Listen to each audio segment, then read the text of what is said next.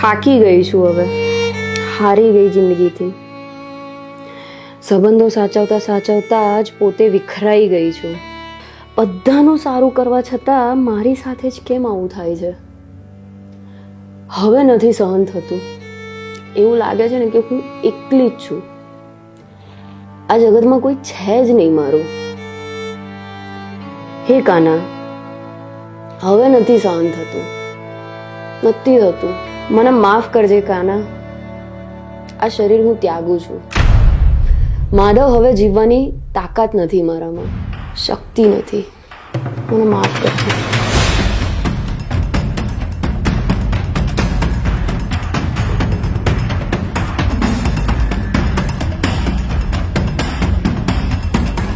હે પ્રભુ, મારા છેલ્લા વંદન સ્વીકાર કરો.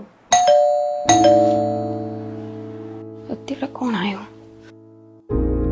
દીકરી, કઈક ખાવાનું આપને, કઈક ખાવું છે.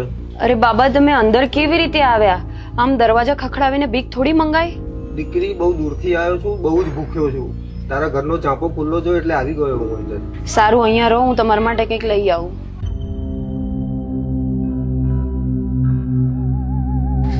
લો બાબા, શાક રોટલી છે.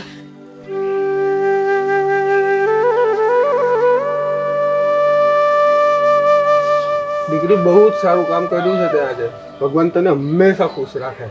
બાબા, આખી જિંદગી મેં સારા કામ કરવાના જ પ્રયત્ન કર્યા છે, પણ લાગે છે ને કે ભગવાને મારા જીવનમાં ખુશી ક્યાંય લખી જ નથી. એવું તને લાગે છે? તો પછી મારા સારા કર્મોના ફળ ક્યાં છે? દીકરી, માણસે બધા જ કામ તેનું ફળ પામવાની ઈચ્છા વગર જ કરવા જોઈએ. કર્મ ફળ ઈશ્વરને સોંપીને જ હંમેશા જીવન આગળ વધારવું જોઈએ. આ બધી તો વાતો છે ખાલી બાબા. ના દીકરી, જે મનુષ્ય કર્મ ફળ ઈશ્વરને સમર્પિત કરીને પોતાનું કર્તવ્ય કર્મ કરે છે એ ઈશ્વરને ખૂબ જ પ્રિય હોય છે.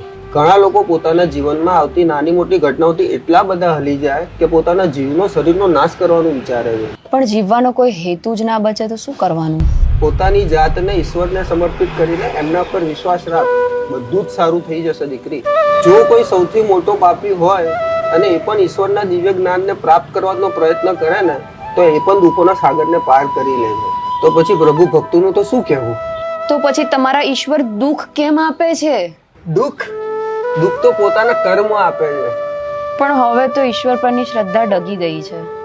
મને મારા સવાલોના જવાબ કોણ આપશે? દીકરી, મને પાણી આપને. હા બાબા, બેસો, હું લાવું છું.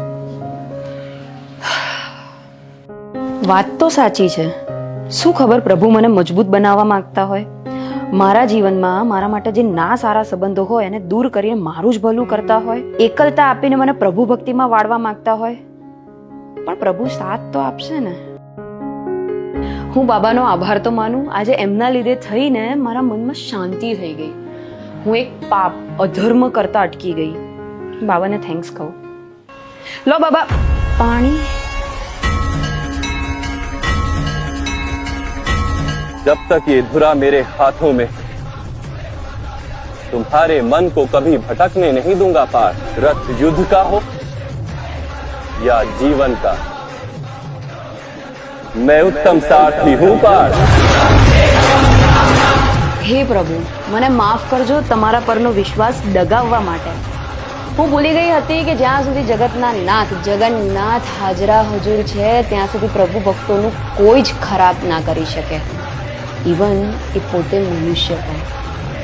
જય શ્રી કૃષ્ણ.